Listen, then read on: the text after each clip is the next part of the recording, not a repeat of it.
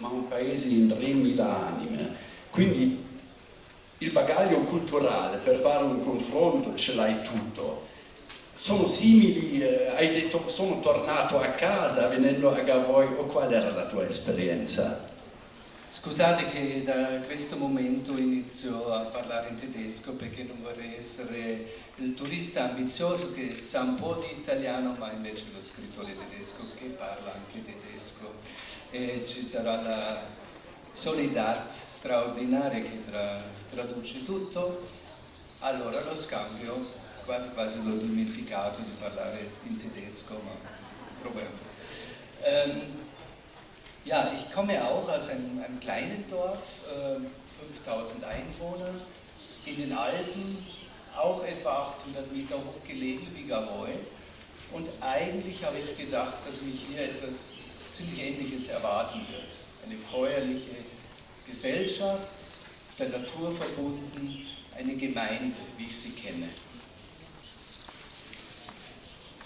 Sì, vengo anch'io da un piccolo paesino di 5.000 anime. Si trova sulle Alpi, a 800 metri di altezza, quasi la stessa altezza alla quale si trova Gavoi. E quando sono venuto qui immaginavo di trovare una società molto simile, una società agricola, cordiale, gentile e sicuramente legata alla natura. Aber ich habe entdeckt, dass es eine andere Art von Freundlichkeit hier in Gavoi gibt, die ich zu Hause nicht gekannt habe. Auch zu Hause grüßt man sich auf der Straße, aber es gibt zum Beispiel keine Bar. Es gibt keinen Ort, wo man sich treffen kann.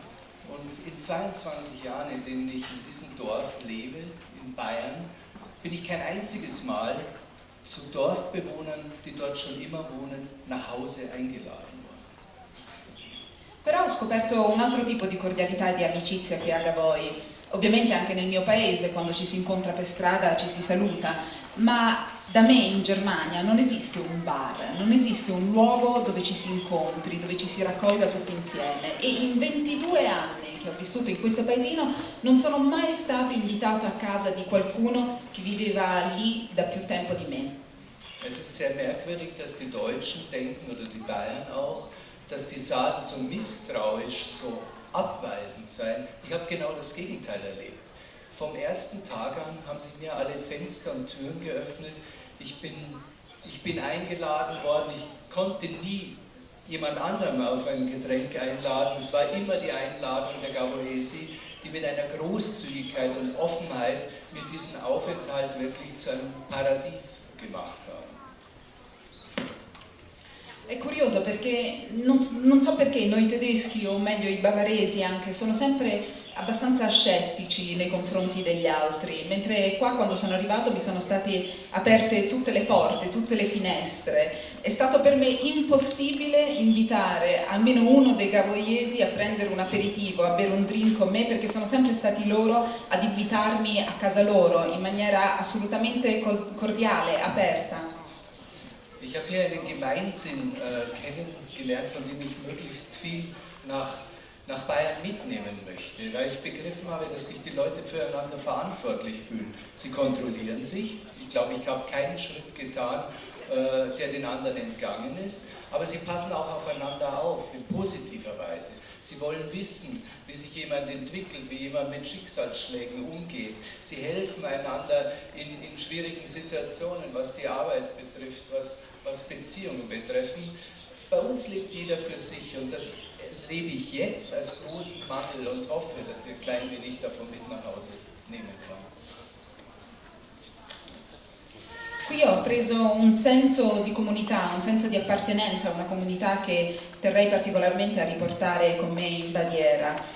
Credo che a Gavoi ognuno sia responsabile anche per l'altro, ovviamente ci si controlla a vicenda, credo di non aver mai compiuto un passo che rimanesse inosservato, tutti sapevano esattamente dove andavo, che cosa facevo, però tutti cercano di essere partecipi del destino degli altri, vogliono sapere come uno si sviluppa, come uno evolve stando qui a Gavoi, ci si aiuta a vicenda, ci si dà una mano nelle difficoltà, e mentre da me in Baviera e in Germania ognuno vive un po' la propria vita in maniera schermata dagli altri, ed è per questo che spero vivamente di riuscire a portare questo senso di appartenenza alla comunità con me in Germania quando rientro.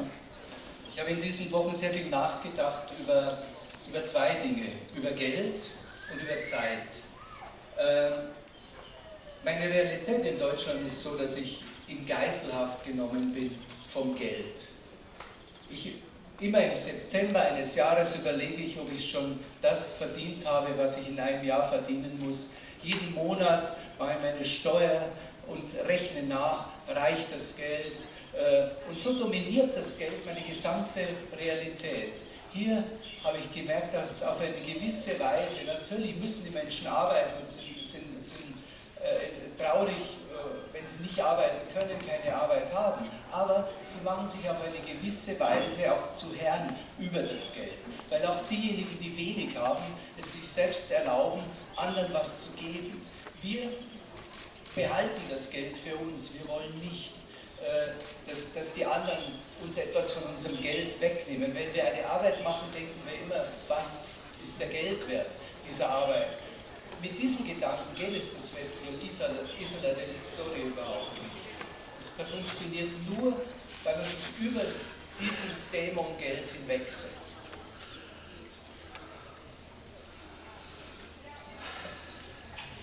Durante queste settimane di soggiorno qui a Gavoia ho riflettuto molto, in particolar modo, su due tematiche, da un lato i soldi e dall'altro il tempo.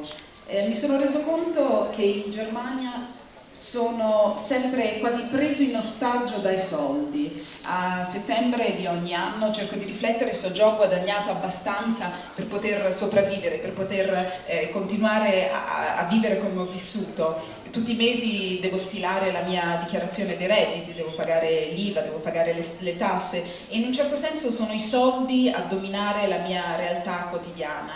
Qui la situazione è diversa, ovviamente la gente lavora, ovviamente la gente è triste se non ha un lavoro, se non riesce ad espletare un lavoro, però è come se la gente fosse diventata padrona dei soldi, nel senso se riuscisse a imporsi sulla moneta, sul denaro. Questo perché anche chi ha poco è sempre disposto comunque o si permette comunque di donare qualcosa agli altri. Noi invece in Germania cerchiamo di tenere sempre tutto per noi, cerchiamo di monetizzare qualsiasi attività che facciamo, cosa che non credo sia giusta, anche perché credo che se non ci fosse questa apertura, questa generosità nei confronti degli altri non sarebbe stato neanche possibile organizzare un festival così importante come l'Isola delle Storie. Noch einen ganz kurzen Gedanken zur Zeit. Ich glaube, dass hier genauso viel gearbeitet wird und genauso fleißig gearbeitet wird wie bei uns. Bei uns heißt Arbeiten auch Malochen und Arbeit ist ein Moloch. Das heißt, wenn wir arbeiten, sind wir ungern bereit, die Arbeit zu unterbrechen. Ich habe hier die Zeit, die Mittagszeit genossen, weil sie eine Pause schafft zwischen einem Gedanken und dem nächsten, weil wir zur Ruhe gekommen sind hier und die Zeit uns nicht dominiert, sondern tatsächlich die Themen, die wir bearbeiten. Und bei einer Friseurin, die mir empfohlen wurde, hat der Mann einen wunderbaren Satz gesagt. Ich habe gesagt, ich habe keine Zeit jetzt noch einen Kaffee zu nehmen, ich muss arbeiten. Und er hat gesagt, du meinst, die Zeit gehört dir, aber wenn du in meinem Haus bist, gehört deine Zeit auch mir. Wir haben sie sozialisiert. Una piccola riflessione anche sul tempo, l'altro argomento sul quale ho riflettuto. Ovviamente sono convinto che la gente qui lavori altrettanto quanto noi in Germania, che sia altrettanto zelante, che sia altrettanto laboriosa, ma c'è una differenza. Noi sentiamo in Germania di essere dominati come da questa creatura che è il tempo, il lavoro che non ci permette di prendere fiato, mentre qua quando sono stata a Gavoi ho apprezzato particolarmente le pause pranzo, questi attimi di riflessione fra la mattina, il pomeriggio e la sera, dei momenti che ti permettono di riflettere, di staccare da quello che è il tuo lavoro. E a questo proposito vorrei raccontarvi l'aneddoto. Un giorno sono stato da un barbiere che mi era stato consigliato e finito di fare quello che dovevo fare, il barbiere mi ha invitato a prendere un caffè. Io gli ho risposto: no, guarda, mi dispiace, non ho tempo per prendere un caffè perché devo tornare al lavoro. E questo barbiere mi ha risposto: sei ancora convinto che il tempo ti appartenga? Ricordati che quando sei nella mia bottega, nella mia casa, il tuo tempo appartiene un po' anche a me.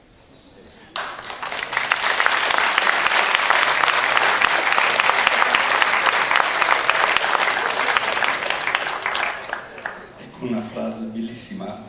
Finora abbiamo parlato di Gabor, adesso ci tocca un attimo tornare in Baviera, perché vorrei parlare con te della tua ultima opera, un libro, un giallo, che si svolge nella idilliaca Baviera, a Monaco, ma soprattutto fuori Monaco, nelle zone veramente bellissime. Infatti mi ha ricordato, non solo per questo verso, un po' Massimo Carlotto, il Carlotto per esempio di Perla Sfogu, il Carlotto che ambienta quel libro pure in una terra molto bella, e poi non ci stanno solo i cattivi, anche questo hanno in comune i due libri, ma sono cattivi che si nascondono in delle istituzioni rispettabilissime. Non sono i criminali delle mafie, delle camorre, dell''ndrangheta, ma sono appartenenti a delle istituzioni davanti a cui spesso ci inchiniamo. Il tuo libro è pieno di suicidi veri o presunti, poi qualche accidente, ma nessun caso di morti lì si presenta subito come omicidio. Poi quello che ho subito notato, la gran parte delle vittime sono o preti o studenti di teologia o assistenti pastorali, e il tuo libro infatti si chiama Nel nome della croce, in tedesco Im Namen des Kreuzes. Ora ti vorrei chiedere, ma che cosa è successo nel nome della croce? Ci dai una breve idea di... Ja, ich glaube, ich bin auch im Namen des Kreuzes geboren, in eine sehr, sehr katholische Familie. Eine Familie, die alle Werte aus diesem Katholizismus bezogen hat. Mein Vater hat als Soldat in Italien dann tatsächlich gegen die eigenen Truppen gemeinsam mit Partisanen gearbeitet, mit italienischen Partisanen, aber natürlich mit katholischen Partisanen. Alle anderen Ideologien und Philosophien waren in unserem Haus tabu. Penso di essere nato e cresciuto anch'io nel nome della croce. Vengo da una famiglia profondamente cattolica che venerava i valori del cattolicesimo. Per farvi un esempio, mio padre, che è venuto a combattere in Italia, passò dalla parte degli italiani collaborando con i partigiani, ma esclusivamente con i partigiani cattolici. Questo perché qualsiasi altro tipo di filosofia, qualsiasi altro tipo di religione veniva considerato un tabù nella mia famiglia. Es war so stark, dass ich im Alter von 12 Jahren dachte, wenn ich noch etwas mehr bete, erscheint mir die Madonna. Ich bin so heilig wie die Kinder von Lourdes und Fatima, und das nächste Kind wird das Kind von München sein, dem die Madonna erscheint. Und das hat mir eine schreckliche Angst gemacht. Ich wollte das auf jeden Fall vermeiden und habe also jeden Abend gebetet: liebe Madonna, bitte erscheine mir heute noch nicht. Pensate che questi valori erano talmente radicati nella mia famiglia che a 12 anni ho iniziato a pensare che se continuavo a pregare e pregavo sempre di più avrei potuto avere una visione anch'io, un'apparizione della Madonna. Come se dopo i pastorelli di Fatima il prossimo pastorello a vedere la Madonna sarebbe stato un pastorello di Monaco, ed è per questo che tutte le sere continuavo a pregare intensamente: cara Madonna, ti prego, non mi apparire ancora domani. Ich war ein Rekordministrant. Ich habe mehr Messen ministriert, als Messen in der Kirche waren, und ich habe sogar begonnen, Theologie zu studieren, allerdings im Nebenfach, weil ich meine ersten Zweifel hatte.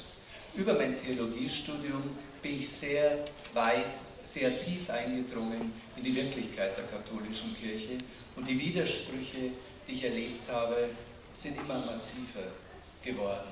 Aber ich bin ein, glaube ich, sehr genauer Kenner der katholischen Kirche und weiß, was in diesem geschlossenen System passieren kann, weil sehr oft die Kontrolle von außen fehlt. Und das war der Anlass, mein Buch im Namen des Kreuzes zu schreiben.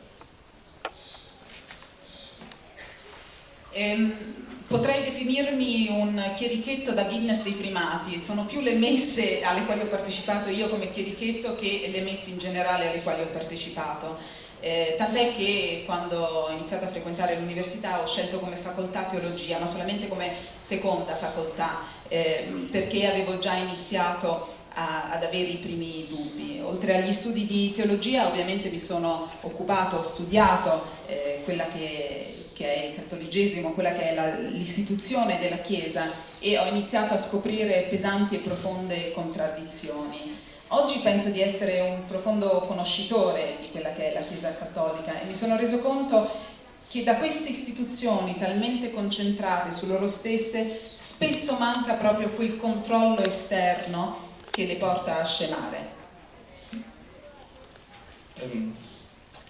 Nel tuo libro troviamo preti sia vittime che preti autori di crimini veramente efferati. Un prete che sembra uno che le abbia fatte grosse, poi si suicida a quanto pare. Tu lo presenti anche come prete gay e ci metti su una strada che pensiamo sì, avrà delle cose da nascondere, avrà avuto una vita doppia, poi non ha retto questo peso della vita doppia e si è suicidato. Scopriamo nel libro che davvero ha avuto una vita doppia, ma lo stesso non è morto per questo, vero? Vero. Wenn ich meine Mutter frage, ob es einen Unterschied zwischen Homosexualität und Pädophilie gibt, sagt sie nein, das ist doch ein Synonym. Das ist natürlich schrecklich für alle Homosexuellen und für alle Homosexuellen in der Kirche. Bei meinen Recherchen haben mir alle Priester, mit denen ich sprechen konnte, gesagt, dass ungefähr 1/3 aller Priester homosexuell sind. Entweder sie leben ihre Art der Sexualität oder sie versuchen darauf zu verzichten, aber das ist ungefähr die Zahl der Priester unter den deutschen Katholiken, die homosexuell sind. Diese Priester sind oft in entsetzlichen Gewissenskonflikten und stehen unter einem erheblichen Druck. Am Sonntag müssen sie predigen, dass die Homosexualität eine Sünde ist, eine große Sünde, auf die man unbedingt zu verzichten hat. Und unter der Woche leben sie unter Umständen diese Homosexualität. Ihre Bischöfe tolerieren das, nur weil einer dieser Priester abweicht von der Lehrmeinung, wenn er seinen Bischof kritisiert, dann wird diese Karte gezogen. Dann wird dieser Priester damit bedroht, dass man ihn ausschließt, weil er homosexuell ist.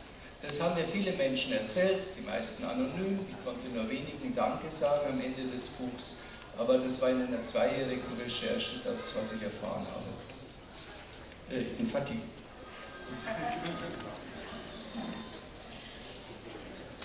è vero, spesso quando chiedo a mia madre se ci sia una differenza fra l'omosessualità e la pedofilia, lei mi guarda e mi risponde no, sono sinonimi, che ovviamente è un'affermazione pazzesca per tutti coloro che sono omosessuali e anche per gli omosessuali all'interno della Chiesa. Ho condotto una serie di interviste per realizzare questo libro, dalle quali è emerso che 1/3 dei preti in Germania sono omosessuali.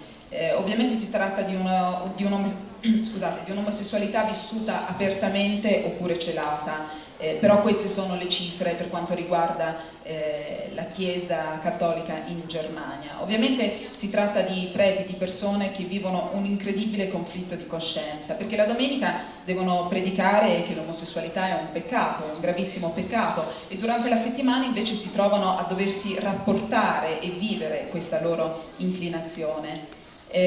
Vivono fra l'altro sotto l'egida di vescovi che tollerano la loro omosessualità, la tollerano però fino a quando questi preti non iniziano ad opporsi alle volontà dei loro vescovi, dei loro superiori. A quel punto si tira sempre fuori l'asso dalla manica dicendo: guarda che se mi critichi verrai espulso dalla comunità cattolica, dalla Chiesa cattolica, proprio perché omosessuale.